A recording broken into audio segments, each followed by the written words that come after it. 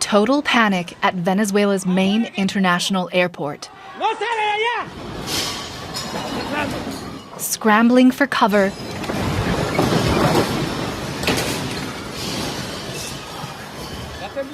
Wilmer Azuaje filmed Venezuela's earthquakes as they happened. Look at the ceiling, he says. Everything was destroyed. Everything was ruined. Two powerful earthquakes struck Venezuela, west of the capital, Caracas. The first, magnitude 7.2, 22 kilometers deep. The second, just 39 seconds later, was stronger and shallower, registering magnitude 7.5 at a depth of 10 kilometers. It happened on a public holiday, and many Venezuelans were at home when they hit, rushing to escape before many buildings came crashing down. I was here when I managed to get dressed and all the walls were cracked. We managed to open the door however we could. There was a cloud of smoke that wouldn't let us see. And when we went downstairs, the scene was like a horror movie. We had to climb over the rubble from the building. I only saw one family get out. The building moved from side to side. It was incredible. Luckily, there weren't many people in the building. Can you imagine the panic of people trying to get out of there? It was incredible. The country's interim president quickly confirmed fatalities and declared a state of emergency. At this moment of great sensitivity for our population and for those who unfortunately have suffered the loss of a family member, we extend our immediate condolences. Hundreds of emergency responders are working to find and rescue victims. Daylight is now starting to reveal the true extent of the destruction. Pledges of support are coming in from around the world, and the operation to find the missing and provide humanitarian assistance will be massive. Alexandra, Byers, Al Jazeera. Well, we are looking at what's happening in Venezuela, across the region, and internationally in terms of aid. Let's go straight to Teresa Bo in Bogota, in neighboring Colombia. What is the kind of regional assistance that might be shaping up for Venezuela, Teresa?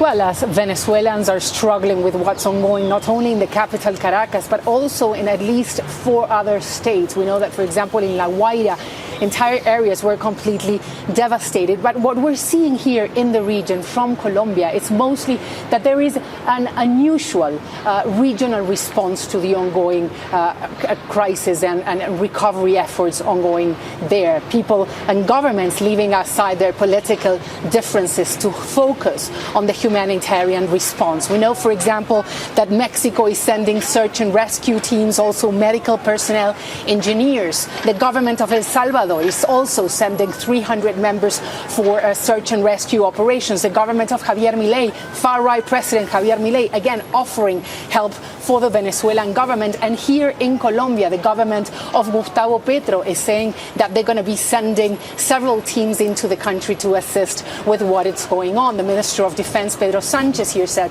that there are no frontiers when there is a humanitarian crisis. So there's been, in a way, a trust in the region, mostly because of this humanitarian response that is ongoing regionally and around the world. And a lot has to do with what's been going on in the region, with the geopolitical changes that have happened here, with the capture of Nicolás Maduro, the support for Delcy Rodriguez from the United States, and the role that the United States is playing right now in the region, asserting its control over several in this part of the world, and governments in the region adapting to what has changed in the past year.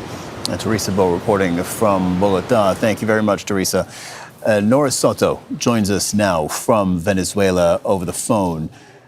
Noris, we're fighting through connection issues, which always happen when there's a natural disaster and where there's an earthquake, because communications tend to go down. But we are able to reach you at this moment. Can you tell us how search and rescue operations are unfolding at the moment in Venezuela?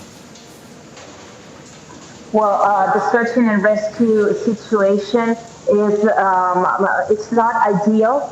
I think that the Venezuelan government doesn't have the capacity to respond to this tragedy. The local authorities, the local mayors are even asking for citizens, for Venezuelans to go out on the streets and help the rescuers to try to find people alive underneath the buildings that collapsed. They are even asking for private developers to lend their equipment and machinery because the state doesn't have the equipment necessary to respond to this crisis. And if we look at the public health sector, it's completely undermined, completely weak, and unable to respond to this crisis at the moment. Noris Soto reporting from the Venezuelan capital, Caracas. We'll work on that connection. We'll try and get you back as soon as we can in Vision. Thank you very much, Noris. Bringing in now Mike Hanna live from the White House. So, Mike, it was notable that U.S. authorities were very quick to say we're going to help Venezuela. We are going to provide assistance. What do they say? What do you know? Yes, the response came from the Secretary of State a long way away from the White House. He's in the Middle East on tour there. But he was asked about what the U.S. is going to do, and he said financial aid is not the immediate priority. What is the immediate priority is search and rescue efforts in which the U.S. will assist. He said that during this process as well, the U.S. can say what is actually needed in terms of financial relief, possible financial relief, also providing new housing. But he said the priority is the search and rescue, finding those still alive and finding the bodies of those who are dead. But during this period, the U.S. can also assess what else it is going to need to provide. This is what the Secretary of State had to say. That's their most immediate need right now, is search and rescue efforts. They have a bunch of collapsed buildings, and so they'll need a lot of help in terms of digging through that. The airport there is badly damaged, so we'll have to rely on the Department of War to deploy assets there. And then we're also helping them with some overhead imagery, especially in coastal areas where they don't have full visibility over what the damage has been and what the impact has been. Those are the acute, like short-term needs over the next 48 to 72 hours, because in search and rescue, you're trying to get to people while you can still save their lives. They're buried under rubble. And other countries are responding as well. The Qataris have already offered assistance, as we spoke to them earlier today as well. El Salvador has stepped up, and multiple countries around the region, including Chile and others, have reached out to us to communicate and get that happening. Mike, is this a sign, what we just heard and what the U.S. says it's going to do in Venezuela in terms of help, is this a sign of the new relationship between the U.S. and Venezuela? Well, it's an affirmation of what the U.S. says is a new relationship, in particular President Trump. And many observers do believe that this is an opportunity for him to further intensify the relationship with Venezuela. Remembering the background to this, it was President Trump who ordered the kidnapping of Nicolas Maduro, the then Venezuelan president, who is now standing trial in the U.S. on drug trafficking charges. After that, President Trump has said that he's very good friends with the acting president, Delcy Rodriguez. He says as well that the U.S. has benefited economically from the Venezuelan oil that it has managed to get its hands on. But above all, this tragedy is an opportunity for the U.S. to show, yes, Venezuela is a friend. Yes, we kidnapped its president. However, our relationship since then has been good. And this is a real opportunity for President Trump perhaps to get some political advantage from directing massive U.S. efforts of relief after this disaster.